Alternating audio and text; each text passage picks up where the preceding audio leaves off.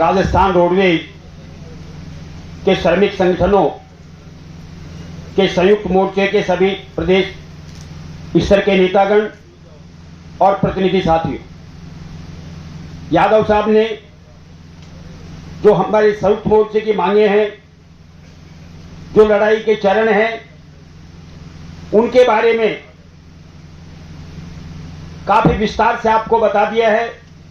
मैं कोशिश करूंगा कि उनका रिपीटेशन मैं नहीं करूं।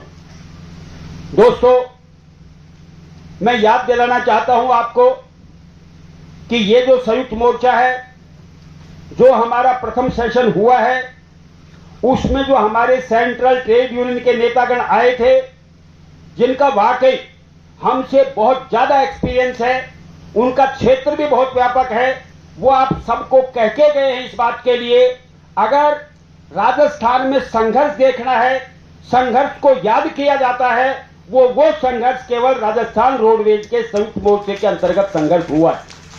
ये मैं समझता हूं कि कोई छोटी बात नहीं है, ये आपके लिए बहुत बड़ा कॉम्प्लीमेंट है।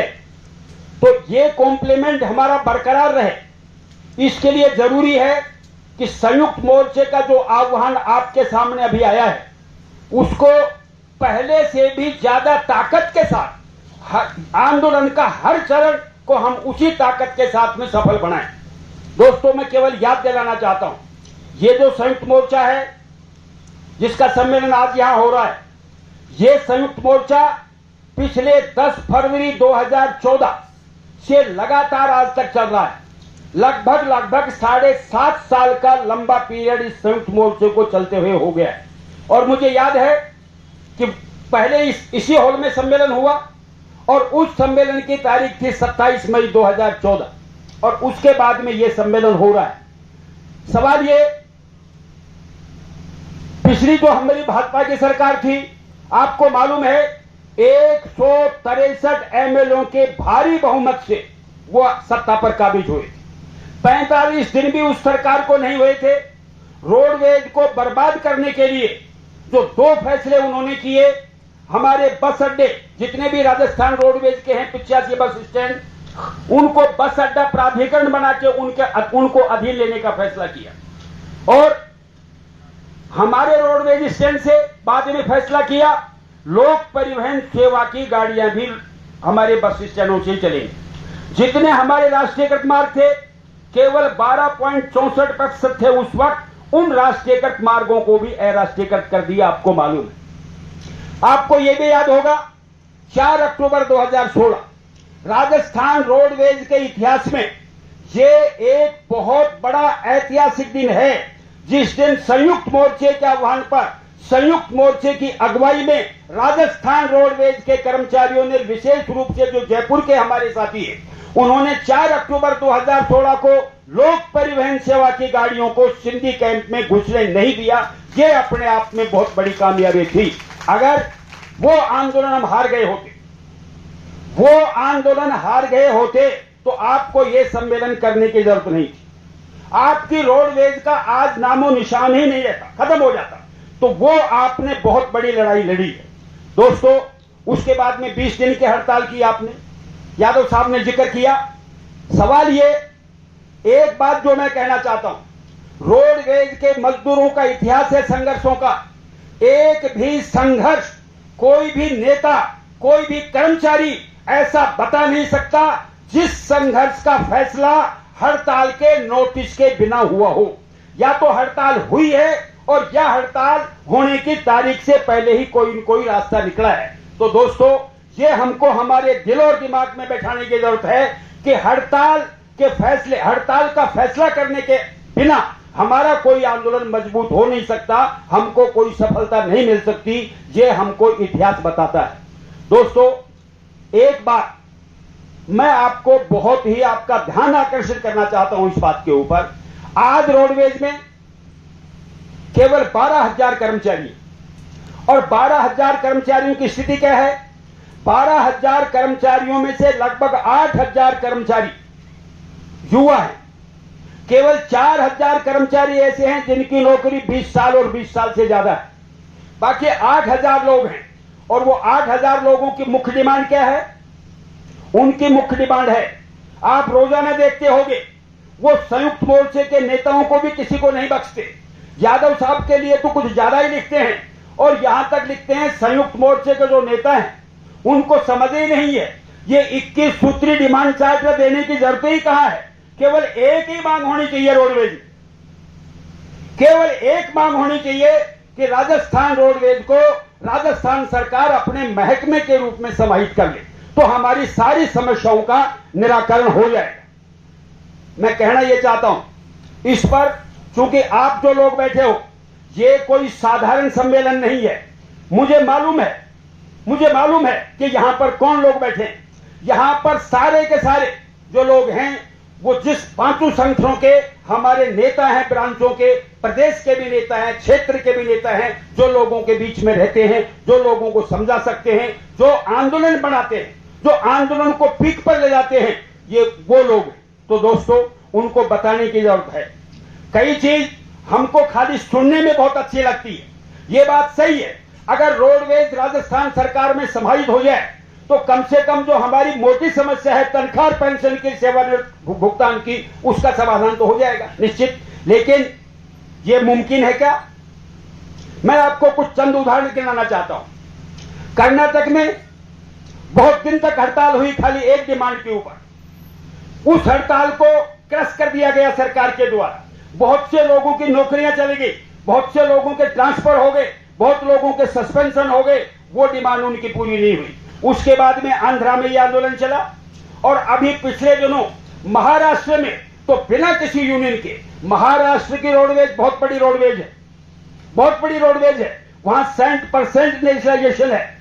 वहां पर एचएमएस की यूनियन मान्यता प्राप्त है, वो एचएमएस की यूनियन भी अलग बैठी रही, और एक खाली वकील आया, और वकील ने हमारे नवयुवकों को कहा, जो युवा कर्मचारी थे, अरे भाई तुम मेरे साथ आ जाओ, संघर्ष करो, और राजा ये महाराष्ट्र की सरकार है, ये रोडवेज को महाराष्ट्र के महकमे के रूप में चलाए।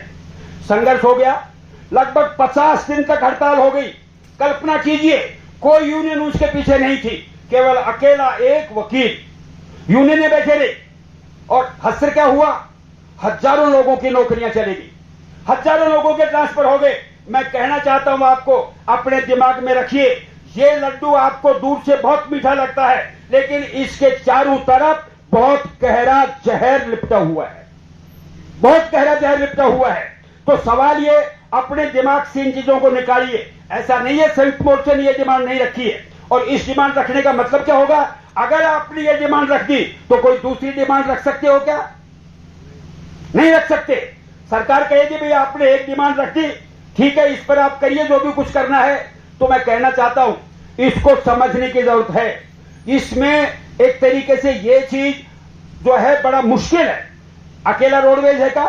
बिजली कंपनी भी कल कहेंगी, और इनके अलावा 34 कॉरपोरेशन हैं राजस्थान के अंदर, तो उनकी डिमांड नहीं होगी क्या? तो ये नामुमकिन है। और फिर सवाल, देश की राजनीति किधर जा रही है? अरे वो तो अग्निवीर और अग्नि योजना सुनी है ना, अभी आपने सुनी है ना? वो तो अनुबंध पर मिलिट्री में ले रहे हैं। तो आप जरा सोचिए, क्या रोडवेज को वो सरकार में ले लेंगे? तो सवाल ये हमको हमारे नव युवकों को समझाने की जरूरत है। अगर हमने युवाओं को यह बात समझा दी तो हमारा जो संघर्ष है बहुत ज्यादा मजबूत हो जाएगा और बहुत ज्यादा आगे चला जाएगा। अगर ये बात हम समझाने में कामयाब नहीं रहे तो फिर हमारा संघर्ष, जितना हम मजबूत सोचते हैं, कल्पना करते हैं, हमारा युवा उस रूप में जुड़ नहीं पाएगा। मुझे खुशी है इस बात की। बहुत से लोगों का आंकलन है कि यहां तो सब बुढ़े ही बुढ़े बैठे हैं, लेकिन मैंने जो आंकलन किया है, लगभग 250 से 200 लोग कार्यरत हैं यहां पर। 250 से 200 लोग जो सेवा में है, नौकरी में है रोडवेज की में, वो इस सम्मेलन को अटेंड कर रहे हैं, और उनमें से भी 50 लोग वो हैं जिनको मैं युवा कह रहा हूं। तो खास तौर पर वो जो 50 लोग यहां पर बैठे हैं, वो सम्मेलन के यहां से बड़ी जिम्मेदारी लेके जाएं, जिस डिपो में भी हैं, वो नए लोगों को समझाएं इस बात का जो उसमें एक तरीके से भूत सवार हो गया है उनके दिमाग में, वो उसको निकालने की कोशिश करें। तो दोस्तों, ये मैं आपको कहना चाहता था। अगर हमने ये काम कर दिया तो हम मान के चलिए कि हम बिल्कुल इस जंग को जीते। अब हमारे जो प्रोग्राम है, पिछला आंदोलन जो हमारा 2021 में हुआ उसका 3 महीने का कार्यक्रम था। हमारा जो ये आंदोलन है ये केवल 2 महीने का कार्यक्रम है। आज इसका पहला चरण हो रहा है और अगली 27 तारीख से इसका दूसरा चरण शुरू हो जाएगा। 27 तारीख को हमारा पहला सम्मेलन, ये संयुक्त मोर्चे में जो घटक संगठन है उनका फैसला है। 27 सितंबर को पहला सम्मेलन अजमेर में होगा। जो साथी अजमेर के हैं मेहरबानी करके नोट करें। 27 तारीख को अजमेर, 29 तारीख को कोटा, 6 तारीख को गंगानगर, 7 तारीख को बीकानेर, 8 तारीख को भरतपुर, 9 तारीख को अलवर, 10 तारीख को सीकर, 10 तारीख को जोधपुर और 11 तारीख को उदयपुर में ये सम्मेलन होंगे। इनकी आप जाके तैयारी कीजिए। और इन सम्मेलन के केवल अगले दिन 12 और 13 तारीख को 2 दिन के प्रदर्शन है। उसके 5 दिन बाद 18 अक्टूबर को 1 घंटे का कार्य बहिष्कार है और उसके बाद हमारे ये प्रदेश के दौरे शुरू हो जाएंगे। 27 अक्टूबर से 13 नवंबर तक चलेंगे। केवल उसके 4 दिन बाद 17 नवंबर को यहां पर प्रदेश स्तरीय रैली है जयपुर में। उसके केवल 2 दिन बाद वही ढोल बजाओ और सरकार जगाओ 19 नवंबर का कार्यक्रम है। और आपके 22 और 23 तारीख को 8वां कार्यक्रम है जो आपके दिन रात के धरने चलेंगे। और 24 तारीख को जैसे 23 तारीख की रात को 12 बजेंगे, 24 तारीख शुरू होगी, तब से हमारी हड़ताल है। तो दोस्तों आप जाके पूरी तैयारी कीजिए और अपनी ब्रांचों के लोगों को मानसिक रूप से तैयार करने की जरूरत है। मैं समझता हूं अगर आप ऐसा करेंगे तो कोई ताकत नहीं। और आप बहुत अनुभवी लोग हो। हम संघर्षों को करने के लिए अभ्यस्त हो गए हैं। हम कोई नया संघर्ष नहीं कर रहे हैं, हम तो संघर्षों में ही हैं। हमारा जीवन ही संघर्ष है। इसलिए मैं आपको बहुत बहुत शुभकामनाएं देता हूं। आप अपने हाथ जाएं और अच्छे से उसकी तैयारी करें। दोस्तों अब मैं 1-2 नारे लगाऊंगा। मुझे उम्मीद है पूरे जोश के साथ में आप नारों का जवाब दोगे। इंकलाब जिंदाबाद, इंकलाब जिंदाबाद, संयुक्त मोर्चा जिंदाबाद, संयुक्त संघर्ष जिंदाबाद, इंकलाब जिंदाबाद। जय मजदूर, जय संगठन। अगले वक्ता के रूप में C2 के प्रदेश अध्यक्ष कॉमरेड गजराज कटेवा आए और आपको संबोधित करें। कॉमरेड गजराज कटेवा साहब।